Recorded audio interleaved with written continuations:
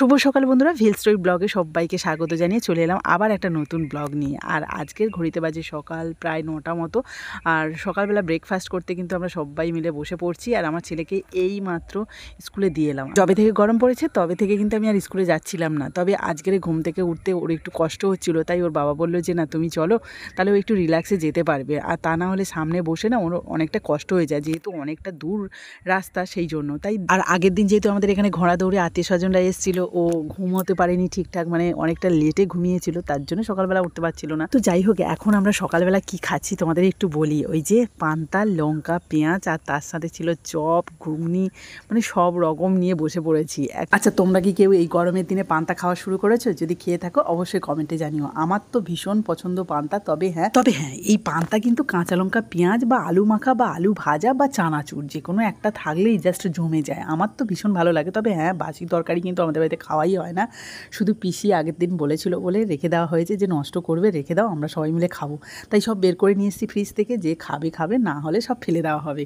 তো যাই হোক, এই যে সবাই মিলে একসাথে বসে খাওয়ার মজাটাই আলাদা, মানে অনেকক্ষণ ধরে গল্প আড্ডা হয়। আর জানো তো, আমাদের বাড়িতে খাওয়া দাওয়া যখন শুরু হয় তখন কিন্তু একটু ঝামেলাও হয়। মানে বাবার পাশে যে বসবে তাকে এত বিরক্ত করে ফেলবে যে সে রীতিমতো উঠে যাওয়ার মতো অবস্থা হয়ে যায় রেগে বেগে। কারণ একটার পর একটা জিনিস তুলতেই থাকবে।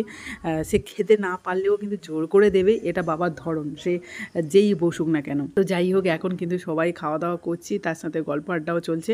আর তারপরে দেখো আমি চলে এসেছি কলতলাতে থালা বাসনগুলো নিয়ে, ওগুলো পরে ধোবো। তবে তার আগে ওই যে ছেলেকে স্কুল থেকে আসার সময় মাংস, মাছ এগুলো কিনে নিয়ে চলে এসেছি, আর সেগুলোকেই এখন ধুয়ে নেবো। তো মাংস রয়েছে এই প্লাস্টিকের মধ্যে, এটাকে বের করে নিয়ে ভালো করে পরিষ্কার করব। তারপরে মাছগুলোও কেটে নিয়ে এসেছি, ওগুলোকে ধুয়ে নেব। আর তোমরা নিশ্চয়ই দেখে মনে মনে ভাবছো যে এতটা মাংস আর ওই 2-4টে মাছের পিস। অ্যাকচুয়ালি আমাদের পুকুরেই মাছ কয়েকটা ফ্রিজে রয়েছে, তার জন্যই আমি কম করেই নিয়ে এসেছি। এটাতেই সবার হয়ে যাবে। আর কারা কারা আসে তোমরা তো দেখতেই পাবে। তো এখন দেখো ওই মাছ মাংসগুলো ধুয়ে টুয়ে আমি রান্না করতে বসে পড়েছি। আর এদিকে মা, পিসি আর মামিমা 3 জনে মিলে কিন্তু সমস্ত কিছু কাটাকুটি বাটাবুটি সব করে দিচ্ছে। আর হ্যাঁ, আজকে কী কী মেনু রয়েছে সেটা তো বলাই হয়নি। আজকে রয়েছে উচ্ছে আলু ভাজা, পটল ভাজা, মাছের ঝাল, মাংস, পাঁপড়। চাটনিটার করা হয়নি, মা বললো যে আচার রয়েছে, আচারটাই দেওয়া হবে, আর করতে হবে না, কারণ বাইরে না প্রচণ্ড গরম। আর তাছাড়া মাটির উনুনে পাতা জাল দিয়ে রান্না করা কী যে কষ্ট, সে একমাত্র যেই রান্না করে সেই বোঝে। তো যাই হোক, এখন তো কষ্ট করে রান্না করতে হবে। আর আমাদের গ্রামে কিন্তু প্রত্যেকের বাড়িতে এই ঘোড়া দৌড়ে পরের দিন মাছ মাংস আর আত্মীয় স্বজনের জন্য রান্নাবান্না করা হয়। এটা একটা অন্য ধরনের মজাও হয়, মানে কষ্ট হলেও সেটা মনেই হয় না। তো যাই হোক, আজকের কিন্তু ওই যে পিসি যে রয়েছে, পিসির ছেলে বউরা আসবে, আর মামাদের বাড়ি থেকে কয়েকজন আসার কথা আছে, দেখা যাক কারা কারা আসে। এটা সুরজিতের ভাগ্যেই ছিল, ও সবে মাত্র আমাদের বাড়িতে এসছে। হ্যাঁ, ও এই দেখো সবে মাত্র আমরা এসছে, সোজা আমার রান্নাঘর দেখতে গেছে, আর দেখে পুকুরে মাছ ভেসে আছে। এটাকে তাহলে কি মাছ? ও গ্লাস কাপ, বিশাল বড় সাইজের। এটা মরে গেছে, মরেনি এখনো, সবে ভাসছিল।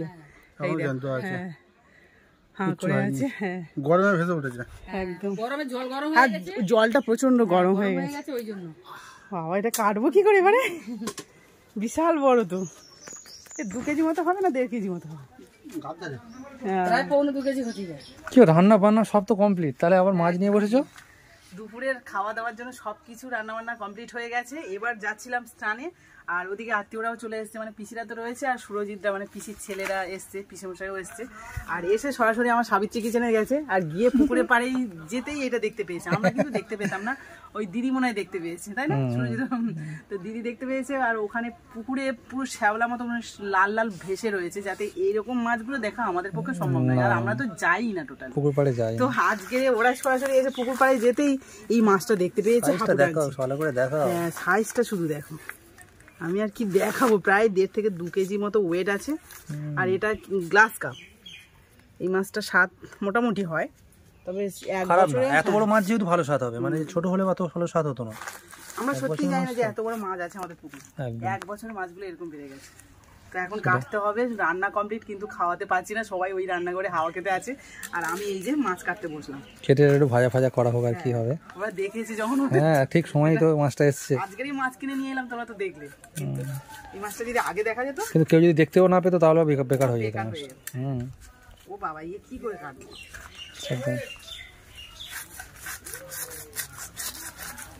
কাটছে না, না হবে একটু দেরি হবে, কষ্ট একটু হবে, কিন্তু কাটো।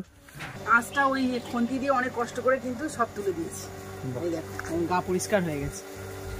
এবারে মাথাটা কি করে কাটবো জানি। বড়ির কত জোর। হ্যাঁ দেখা যাক। না ধার আছে ধার তো আছে কিন্তু হয়ে যাবে। ভারী তো একটু অসুবিধা হচ্ছে কিন্তু হয়ে যাবে। বাবা রক্ত দেখো রে।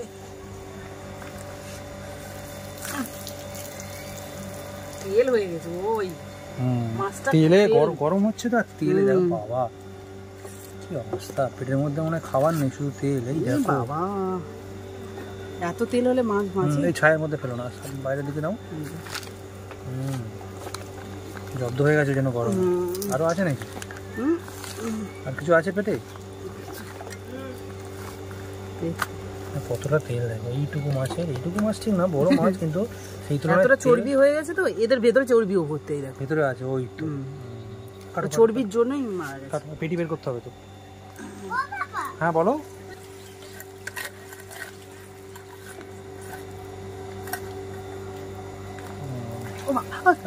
মাছ পালিয়ে যাচ্ছে রে, পালিয়ে যাচ্ছে মাছ। ধরে রাখো ঠিকঠাক। খেতে কেমন লাগছে বলো সুরজিৎ দা? পিসমশাই তো মাথা নিচু করে এখন খাচ্ছি। পিসমশাই কেমন লাগছে? ঠিক আছে। হ্যাঁ হ্যাঁ সব ডাল দিয়ে খাচ্ছে। না না এই যে বড় জায়গা বসে, ওই যে ফাঁকা জায়গায় ফ্যান ছাড়া গরমের সময়, বিকেলের সময় আরো হাওয়াটা বেশি থাকে এখানে একটু পরে। দাও কি মাছ ভাজা, এই যে সেই মাছ সঙ্গে সঙ্গে কিন্তু কেটে মাছ ভাজাও হয়ে গেছে। এবার খেয়ে দেখো। সুরজিতাকে একটু বেশি করে দাও আর ওই দিদিকে। হ্যাঁ নুনটা সবচেয়ে মিষ্টি জিনিস, পৃথিবীর মিষ্টি জিনিস নুন।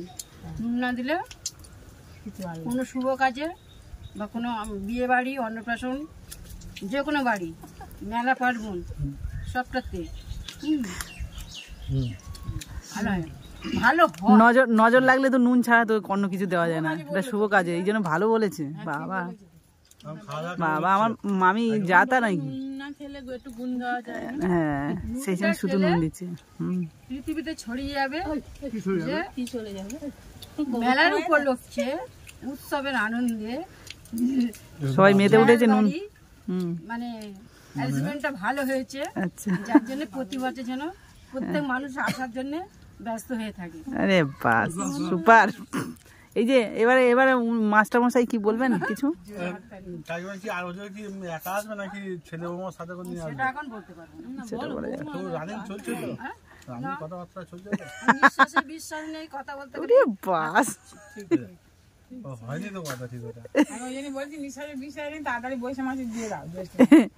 এবার মাস্টার মশাই কিছু বলুন। বৌমারা তো বলবে, তুই বলো। এবার তুমি বলো রান্না বান্নায় কি হয়েছে, নুন কম ঝাল কম। বয়স হয়ে গেছে যেহেতু আমি বলছি, পরে বলছি। প্রতি বছর আমাদেরকে ঘোড়া ছুট হয়, সেই ঘোড়া ছুট গুলোকে আত্মীয় বন্ধু বান্ধব বলা হয়। তাদের সবাই এসছে আমাদের আত্মীয় আমাদের বাড়িতে খাওয়া দাওয়ার জন্য।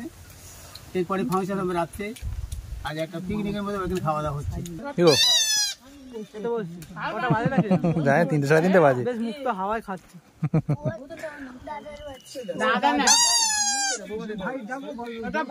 সব গল্প গুজব করছে। কি শেখাচ্ছ কচি কাচাদের? এই তো সব হোমওয়ার্ক করতে বসেছি। আজকে তো ফাংশন আছে রাতে, ফাংশন দেখতে যাবো নাকি জানি না, এখনো ইচ্ছে নেই, তেমন ভাবে যাওয়াই হয় না। আর রাত জায়গা তো প্রশ্নই নেই। আর এই যে খাওয়া দাওয়া করে এসে মারা কিন্তু এখনো রান্নাঘরে গল্প করছে। আমি চলে এসেছিলাম ছেলেকে ঘুম পাড়াবো বলে, কিন্তু ও ঘুমাচ্ছে না। এই যে আমাদের আরেক বাবু রয়েছে, ওর সাথে খেলা করছে। সবসময় তো পায় না, এবার ওর সাথে মজা করছে। আর ঘুম পাড়াতে গেলে ঘুমাবে, সেই জন্য ভাবলাম যে ওর হোমওয়ার্ক গুলো করিয়ে নি, তাহলে তাড়াতাড়ি 5:30 বাজে। হ্যাঁ ও ড্রয়িং শিখে যাচ্ছে সব। কত আম ড্রয়িং করেছি। কতগুলো আম খাবো আমরা সবাই? খাবো না, ড্রয়িং করে এগুলো একটা একটা দেবে তো আমাদের।